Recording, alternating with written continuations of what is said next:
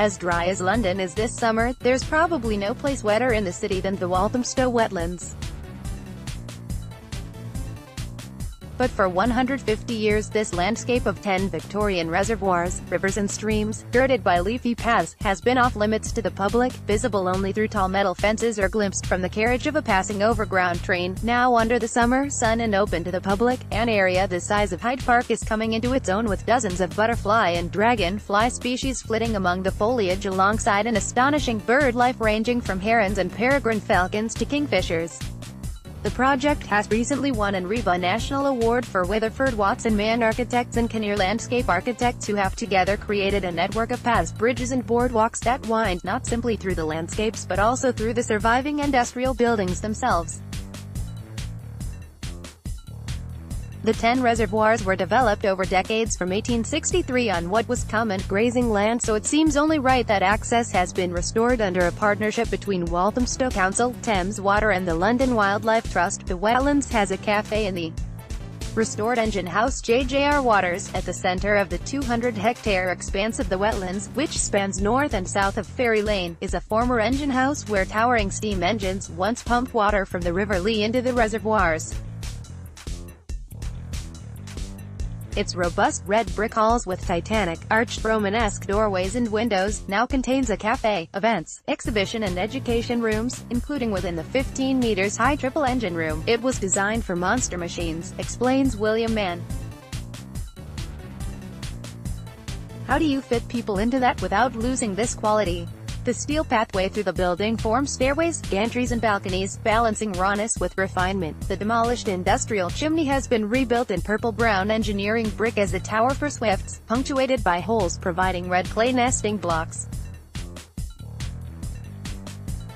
A recorded swift call is played to attract the tiny summer visitors. The family of materials, oiled and lacquered raw steel, concrete and sustainable tropical hardwoods, punctuates the meandering paths through the grounds. Some reservoirs have had their man-made lines softened with reed beds and excess brambles replaced with willow, gorse, elderberry and hawthorn thickets. Later reservoirs, built within raised, grassy bunds to increase their capacity to hold water, are less amenable to beautification. New pathways have been laid out in the wetlands. Jason Orton, this man-made landscape constitutes the largest urban wetlands in Europe, but it is definitely not a park and some routes are closed at different seasons to protect nesting birds. It is London nature, says Lynn Kinnear of the pylons and freight trains that thread their way through, now supplemented by bike trails that continue down the Lee Valley to the Queen Elizabeth Olympic Park and beyond. It hasn't been an easy task reconciling the needs of different stakeholders, especially when drinking water security is an issue, and the site is still surrounded by off-putting high fences. We were trying to avoid it turning into a refined landscape or pretend countryside, says Mann. It is not an A. Marie Antoinette thing, he insists, referring to the French Queen's garden gussied up with a faux peasant village. The engineered landscape is not, however, without its picturesque qualities.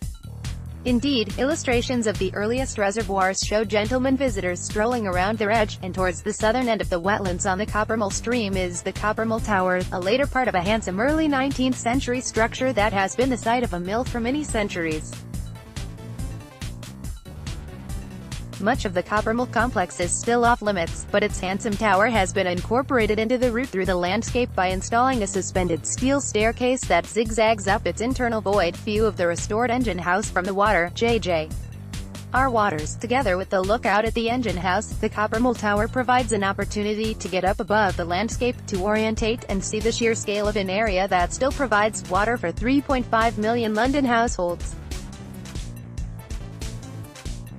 The wetlands adjoin the Lee Valley Regional Park, a 26-mile-long strip that divides inner London from the outer east but narrows at some points to just towpath width.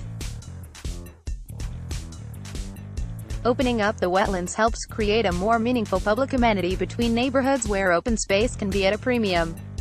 Alongside the many humans visiting the once off-limits expanse are more than 100 moth species, including the rare lunar hornet moth, and 6 species of bat, including the Dobbinson's bat that skims the water surface of the reservoir snapping up insects with its feet or tail, but the herons, bitterns and egrets High-stepping through the reed beds are being joined by more and more metal cranes on the horizon as tower blocks are built in Tottenham to the west and Walthamstow to the east. This is the Greenbelt, but it could become like Central Park if we are not careful, warns Kinnear. Others might see this an interesting future for an area that presently feels like London's edge but isn't. Still, anything that could damage the fragile landscape would be a disaster. The Walthamstow Wetlands are a site of special scientific interest and a Ramsar location, an internationally important wetlands site. The sensitive intertwining of architecture, engineering and nature is what makes this project such a success. Swifts, though, are yet to be persuaded to their new high-rise home at the engine house chimney, despite the come-hither recordings and some viewings by the birds. Next year perhaps they'll move in at walthamstowwetlands.com.